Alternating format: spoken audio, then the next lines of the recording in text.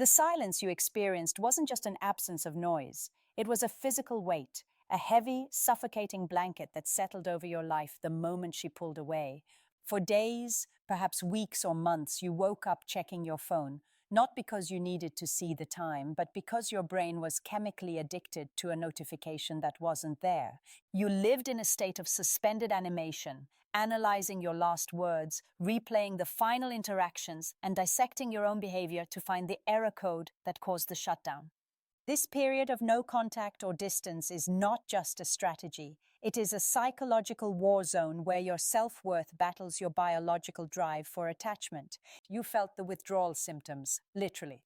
The same neural pathways that light up during cocaine withdrawal are active when you are cut off from an attachment figure. You were in pain and that silence was the weapon. But then it happened. The screen lit up. A name appeared, a simple "hey" or "how have you been?"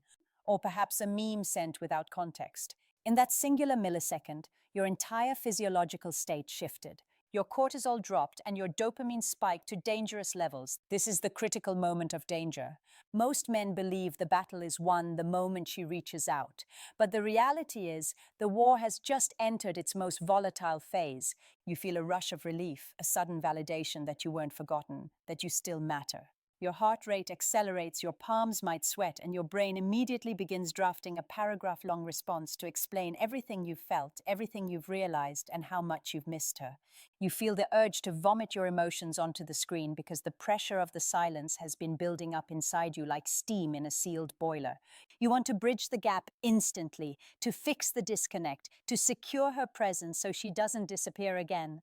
This is the instinct of the anxious attachment style triggered by the avoidant withdrawal. However, you must understand the psychology of why this text arrived. She did not reach out because she suddenly realized you are the love of her life. She did not reach out because she wants to jump back into the relationship exactly where it left off. She reached out because of a psychological phenomenon known as the Zeigarnik effect. In psychology, this effect states that people remember unfinished or interrupted tasks better than completed ones. When you are constantly present, constantly texting, and constantly available, you are a completed task in her mind. There is no mystery, no tension, and no mental energy required to think about you.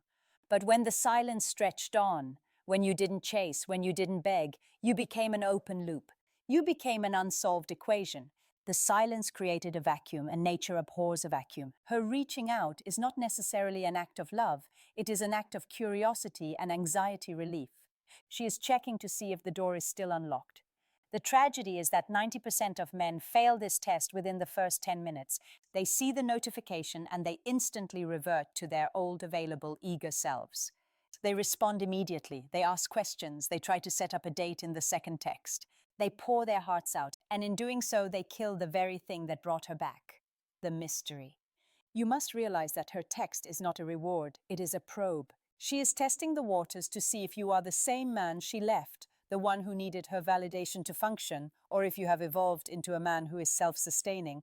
If you respond with high intensity to her low-effort reach out, you signal that you have been sitting by the phone, waiting for her permission to live your life. This destroys attraction instantly because it confirms that she is the prize and you are the fan. You need to internalize the concept of the fading effect bias, FAB. This is a psychological mechanism where the brain allows the emotions associated with negative memories to fade faster than the emotions associated with positive memories. During the silence, the reasons she left, the arguments, the annoyance, the pressure, began to blur. Simultaneously, the good memories, the inside jokes, the intimacy, the comfort remained sharp. This bias is your ally. It is the reason she reached out. But if you respond with heaviness, drama, or excessive eagerness, you immediately refresh the negative memories. You remind her of the pressure she felt. You must understand that right now you are walking a razor's edge. One wrong move, one desperate text, and the fading affect bias reverses, reminding her exactly why she pulled away in the first place. Before your thumbs even hover over the keyboard to craft a reply, you must perform a cold clinical diagnosis of the message you received.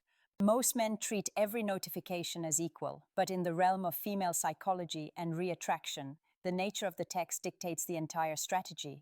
You are likely dealing with one of three categories, and misidentifying them is catastrophic.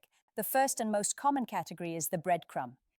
This is the low-effort, low-investment signal, a simple, "Hey, a thinking of you, or perhaps a reaction to your Instagram story with a fire emoji. Do not mistake this for genuine interest. A breadcrumb is not a meal, it is barely a snack. It is designed to keep you on the hook with the absolute minimum amount of energy expenditure on her part. Psychologically, this is an ego preservation tactic. She is feeling a dip in her own validation levels, or perhaps the new prospect she was talking to didn't work out, and she needs a quick hit of dopamine to reassure herself that she still has access to your attention. If you respond to a breadcrumb with a banquet, if you reply to hey with, oh my God, I've missed you so much, let's talk, you have instantly signaled that your value is lower than hers. You have demonstrated that her 1% effort commands 100% of your emotional capacity. The rule of asymmetrical investment states that the person who cares the least holds the most power. When she breadcrumbs you, she's testing to see if you will accept scraps. If you do, you remain a backup plan, not a priority. The second category is the plausible deniability reach out. This is highly sophisticated and often traps intelligent men. This looks like, hey, do you still have my gray hoodie? Or, what was the name of that restaurant we went to in November? Or sending a random meme without text. This is a safety mechanism for her. By asking a functional question or sending something non-committal, she protects her ego from rejection. If you don't reply, or if you reply coldly, she can tell herself and her friends, I wasn't chasing him, I just needed my hoodie back. It gives her an exit strategy. However, the subtext is almost always an attempt to reopen lines of communication without risking vulnerability. The trap here is answering the surface-level question while ignoring the power dynamic. If you eagerly look for the hoodie or spend 10 minutes finding the restaurant link, you're acting like an errand boy, not a high-value man. Conversely, if you read too much into it and say, I know you're just using this as an excuse to talk to me, you look arrogant and bitter. You must navigate this by recognizing that she is knocking on the door, but she hasn't walked in yet. You cannot pull her in. You can only unlock the door and stand back. The goal here is not to solve her problem, the hoodie, but to mirror her emotional state. She's being casual and detached. You must be casual and detached, but with a hint of warmth that suggests you are unbothered, not waiting. The third and most volatile category is the provocation, or the negative reach out. This might come in the form of, I guess we're strangers now, or wow, you moved on fast, or even an angry text about something trivial from the past. Do not be fooled. Hate is not the opposite of love. Indifference is. If she is sending angry or accusatory texts, she is highly emotionally invested. She is trying to provoke a reaction because a negative reaction is still a form of connection. She is seeking narcissistic supply, fuel for her own emotional state. She wants you to defend yourself, to apologize, or to fight back. If you engage in an argument, you lose. If you defend your silence, you lose. This is a congruence test. She is shaking the cage to see if the man inside is solid or if he creates drama. The man who is truly centered and moving forward does not get drawn into text battles. He sees the emotion for what it is, a cry for attention masking itself as anger. Your response to this determines whether she respects you or dismisses you. If you crumble and start explaining yourself, you validate her frame that you are the villain and she is the victim. And once that dynamic is set, attraction cannot survive. You must also master the concept of the time gap. The speed of your response is a form of non-verbal communication that speaks louder than the words you type. If you have been in no contact for 3 weeks and you reply to her text within 3 minutes, you have destroyed the illusion of your independence. You have signaled that despite your silence, your phone has been glued to your hand, waiting for her. You must utilize variable ratio reinforcement.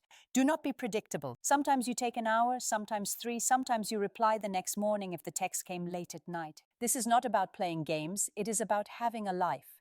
A high-value man prioritizes his mission, his work, his gym session, and his sleep over a text message from an ex or a distant romantic interest. By delaying your response, you force her to wait. In that waiting period, her anxiety builds slightly. She wonders, is he with someone else? Is he busy? Does he not care anymore? This anxiety is the breeding ground for attraction. It flips the script. Instead of you analyzing her silence, she is now forced to analyze yours. You are effectively transferring the uncertainty from your mind to hers, which is the only way to regain leverage in a negotiation of intimacy. Now that you have analyzed the silence and categorized the reach out, we arrive at the execution phase. This is where the theory meets reality. The golden rule for your first response is match and mirror -1. You must match her tone and length, but always subtract about 10% of the enthusiasm.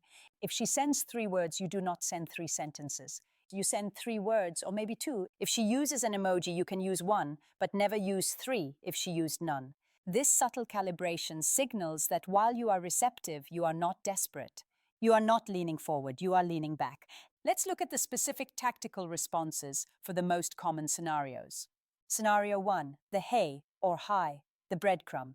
Most men look at this dry text and try to water it with their own enthusiasm, responding with, "Hey, how have you been? It's been so long." This is a fatal error. You are rewarding low effort with high reward. Instead, you must use the playful, challenging frame. Your goal is to spike her emotion, not report on your life. A superior response is, "Well, look who it is," or "Hey, stranger," or even simply, "Hey, trouble." Why does this work? It acknowledges her presence but frames her as a playful element in your life, not a serious authority figure. "Hey, trouble" is particularly effective because it is flirtatious but condescending in a charming way. It implies you see her as a mischievous little sister or a brat rather than a goddess on a pedestal. It breaks the heavy tension of the breakup immediately. If you are not comfortable being that bold, the polite indifference approach is your safety net. "Hey, hope you're doing well." No questions, no demands. You put the ball back in her court. If she wants the conversation to continue, she must work for it. Scenario 2, the "how have you been" trap. This is the most dangerous question in the post-silence landscape. She's asking for a status report. She wants to know if you are miserable without her. If you say, "I've been struggling, missing you," you validate her decision to leave because you look weak. If you say, "My life is perfect, I'm rich and famous now," you look like you are overcompensating and lying. The correct response is positive but vague. The script is, "I've been really good, busy with some new projects. Life's been moving fast. How are things with you?" Notice the structure. You validate that you are good and busy, high-value traits, but you give zero specifics. You are a movie trailer, not the full movie. You tease the idea that your life is exciting, but you don't give her the details. Then you immediately pivot the focus back to her. This denies her the satisfaction of knowing exactly what you are doing, which reignites the mystery. Curiosity is the precursor to attraction. If she knows everything, she feels nothing. Scenario 3, the functional logistical reach out. She asks, "Do you have my gray sweater?" Your instinct is to be helpful. "Yes, I can bring it to you on Tuesday." Stop, you are not a delivery service. You are a man she walked away from. You must separate the logistics from the emotional desire to please. The script. "Yeah, I think I saw it in the closet. I'm pretty jammed up this week, but you can swing by and grab it if you're in the area." Thus, this response does 3 things. It confirms you have the item, honest, it establishes you are busy, high value, and it forces her to make the effort to retrieve it, investment. If she wants the sweater, she has to come into your reality. This sets up a potential face-to-face interaction on your terms, not hers. Crucially, you must understand the texting bridge. Texting is not for building a relationship, it is for logistics and setting dates. The longer you stay in the texting phase, the higher the probability you will say something wrong, kill the vibe, or get friend-zoned. Once you have exchanged 3 or 4 texts and the vibe is positive, meaning she is responding quickly, using emojis or asking questions, you must immediately pivot to the meetup. Do not become her digital pen pal. She does not need another friend to text good morning to. She needs a lover. The transition script is simple and assertive. "It's good hearing from you. I'd love to catch up properly and see your face. Let's grab a drink next week. When are you free?" This is the soft close. It is confident but not aggressive. You are stating what you want, catch up properly, and proposing a low-pressure environment, grab a drink, not dinner. Dinner is an interview. Drinks are an adventure. By asking, "When are you free?" So you assume she wants to see you. If she hedges, if she says, "I don't know," or "maybe," you must instantly withdraw the offer. "No worries, let me know when you figure out your schedule." And then silence again. You must never leave an offer on the table for her to pick at. If she doesn't take it, you take it back. This signals self-respect, which is the ultimate aphrodisiac. The moment you walk into the venue to meet her, the digital strategy ends and biological reality takes over. You have successfully navigated the silence, you decoded the reach out, and you set the appointment. Now you are in the kill zone. This is where 99% of men fumble the ball on the 1-yard line. The biggest psychological mistake you can make is walking into this meeting thinking you are resuming an old relationship. You are not. That relationship is dead. It died the moment silence fell between you. If you try to resurrect the old dynamic, you will resurrect the old problems. You must treat this meetup as a first date with a woman you happen to know very well. This mindset shift is non-negotiable. If you look at her with the eyes of a needy ex-boyfriend, your micro-expressions, the twitch of your eye, the desperation in your smile, the eager forward-leaning posture will trigger her ick reflex. Women are evolutionary experts at reading sub-communication. If your subtext screams, "Please take me back," she will instinctively recoil. You must embody the energy of a man who is evaluating her, not a man begging to be chosen. Your body language must scream, detached warmth.